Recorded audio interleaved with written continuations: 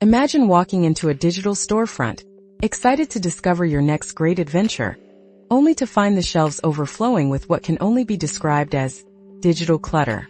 For years, Nintendo Switch owners have navigated an eShop often criticized for its flood of low-quality, sometimes even exploitative, games. We're talking about the kind of shovelware that clogs up search results and the explicit titles that make you wonder who's moderating this place.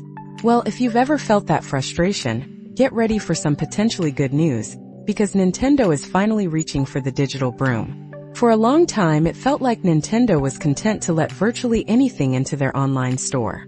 But recent reports from IGN, based on conversations with several developers, confirmed that with the launch of the Nintendo Switch 2, the company quietly rolled out some significant changes to the eShop's publishing guidelines. Now here's the catch. These new rules currently only apply to Japan and parts of Asia, but it's a clear signal, and we hope it's just the beginning of a global cleanup. So what exactly is changing? For starters, Nintendo is cracking down on bundles.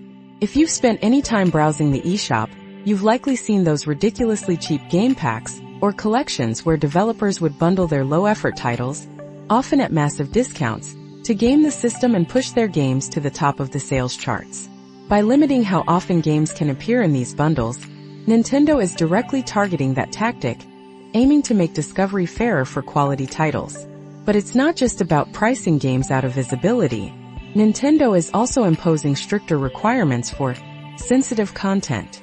This means they're tightening the reins on games that contain sexual, controversial, or other mature themes.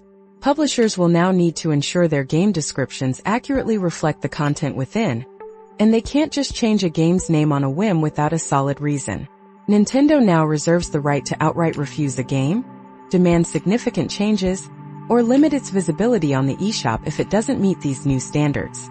That's a serious move for a platform that, frankly, has been a bit lax in the past. Now you might be thinking, finally. And yes, it's a positive sign that Nintendo acknowledges the problem and wants to do something about it. Even if these rules are regional for now, it shows us a clear direction of travel for the Switch 2 era. However, it's worth noting that not all developers are entirely optimistic. Some told IGN that while these rules are a step in the right direction, they won't go far enough if Nintendo doesn't follow through with consistent and strong enforcement. It's one thing to have rules on paper. It's another to actually wield the ban hammer when needed. There's also the ongoing challenge of discoverability for legitimate indie games. While these rules might curb the absolute worst of the shovelware, the eShop still needs better systems to help truly innovative and well-made independent titles stand out from the noise. And here's a valid concern we need to consider. Could these stricter content rules inadvertently penalize legitimate, artistically valid games that happen to deal with mature themes? It's a fine line to walk, ensuring quality control without stifling creative expression. Ultimately, this feels like a much-needed first step in transforming the Nintendo eShop experience. But cleaning up years of digital clutter won't happen overnight, and the effectiveness will truly depend on Nintendo's commitment to enforcement. It leaves us wondering, will these new rules truly transform the eShop experience for the better, making it easier for you to find those hidden gems and for legitimate developers to thrive? Or do they just scratch the surface of a deeper problem? We'd love to hear your thoughts on this.